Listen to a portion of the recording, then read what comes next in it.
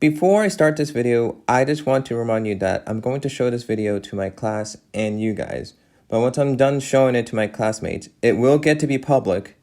If you subscribed, or at least somewhat still subscribed, you'll probably see this as an essay about an assignment that I did. So let's get started.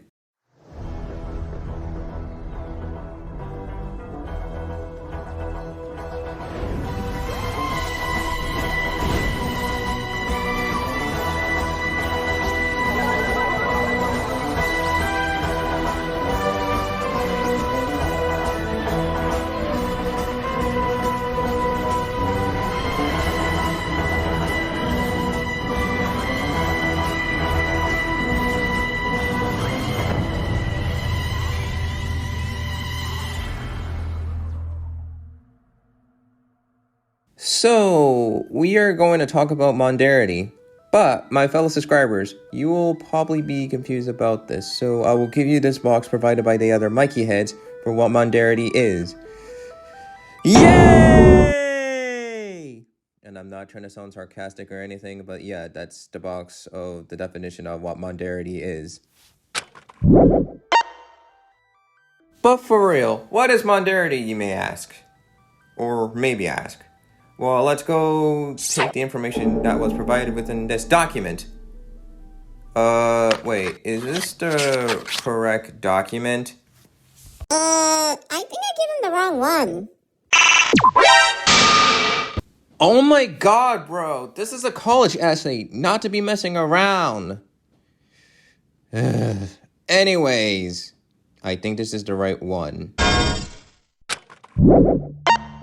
In this document by Dr. Kaufamn, it gives a brief mention of the definition stating, Modernity is a vague term that means different things to different people.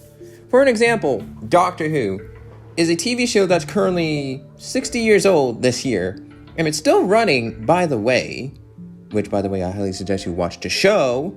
I know I've been talking about the show a long time now on my channel, and it's been a big impact on me. It gives me a whole impact of changing myself and looking forward to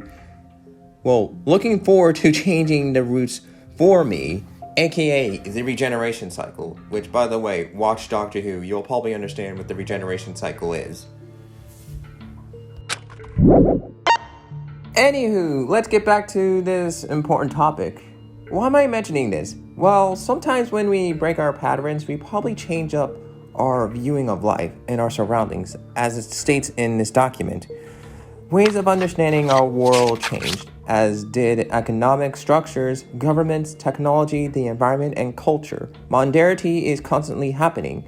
We are always changing and progressing. So, I mentioned a lot of those words, but you're going to ask me this. Mikey, why are you mentioning change and progressing a lot? Well, friends, this is where I bring another person into our point of view. Let's talk about Immanuel Kant. You're probably trying to know the person, or you're probably trying to know who Immanuel Kant is.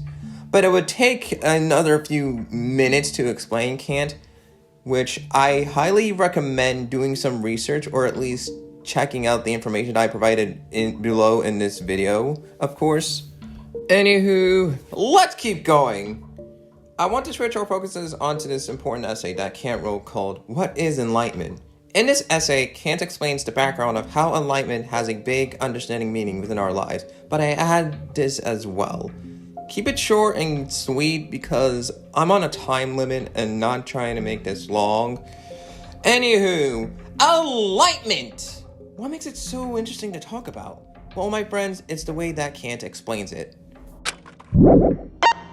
There are a couple of quotes within this essay I would like to highlight, because I'm pretty sure that I'm going to put my final response to the end, which I hope that makes the professor happy, or at least makes him happy, and I hope at least makes everyone else happy as well. Anyways, let's keep going. So, as you can see, many people break away from their normal traditions to at least change up a little bit in their own lives. They want to get something new out of it. Like, I'm saying that we don't always do the same thing forever. Sometimes we want to spice things up and probably make it better. But as time goes on, Many people will have different results or choices from this change. That kind of happened with Kant, which I'm gonna probably say this, a lot of things had happened with Kant. Look over the document that is provided. As he mentions that, however, nothing is required but freedom, and indeed the most harmless among all of the things to which this term can be properly be applied. It is freedom to make public use of one reason at every point. I want to quickly say this, sometimes whenever we want freedom, it goes into different paths or choices that we make on the line. And believe me, I think some better people can explain it better than I can. Unless I hope I'm making some sense, or at least making sense. Anyways, let's continue. As he kept saying, "But I hear on all sides, do not argue," the officer says. "Do not argue, but drill. The tax collector, do not argue, but pay. The cleric, do not argue, but believe. Only one prince in the world says, argue as much as you will, and about what you will, but obey. Everywhere there is restriction on freedom." So, freedom. What makes it so important in this quote? Well, friends, remember minutes ago I mentioned that whenever we want freedom, it takes us to different places and paths. This is what I'm talking about. Sometimes we gotta understand that a lot of people won't agree, or they will probably agree for some of the choices that we make as human beings. But this does beg the question, how does Enlightenment relate to this, and Modernity as well? Well, this is going to probably wrap up some stuff and going to get to the end. So, okay, I want to quickly go over the last quote from Kant, then get to my message of how I'm going to connect the thing we got from Dr. Kara and Kant. So within Kant's essay, he mentioned a lot of things about how people would break their own normal routes and change it up for a bit. But there's a problem. Does anyone would accept the change? Well, that's, my friends, we bring Enlightenment into the picture again. Because near the end of the essay, he starts talking about, do we live in an Enlightenment age? And this is what his response is.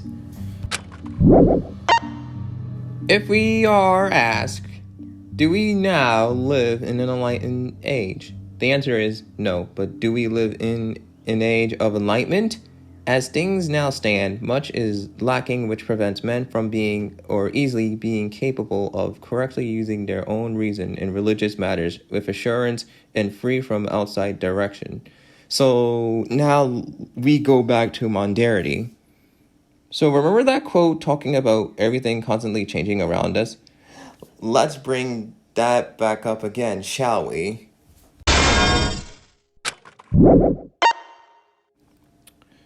Throughout Kant's things, the world's changing and evolving. We are talking about the way we want to find ourselves by choosing a different path within our lives and breaking the cycle we have been doing for a long time since the tradition has been ongoing, and how these people and Kant wanted to take the challenge of change and prove the people wrong. For what I'm saying is people do change and they do try to grow. Sometimes they need to accept themselves, even to the point where they need to at least understand. Wow, I guess I never thought I would be actually saying those words. Well, here we are at the end of the video. Before I close this off, I want to at least say this. For a while, I've been debating on the way of how I make my stuff, and it's been kind of hurting me for a bit. But luckily, there was a thought that came to my mind. The fact that there are people who still like my stuff, enjoying the things I make, makes me happy.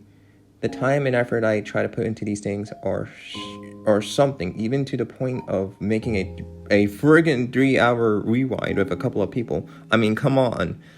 If you don't know what I'm referring to, I will say watch Joseph and Mikey's double rewind. It's a friggin' masterpiece in my opinion.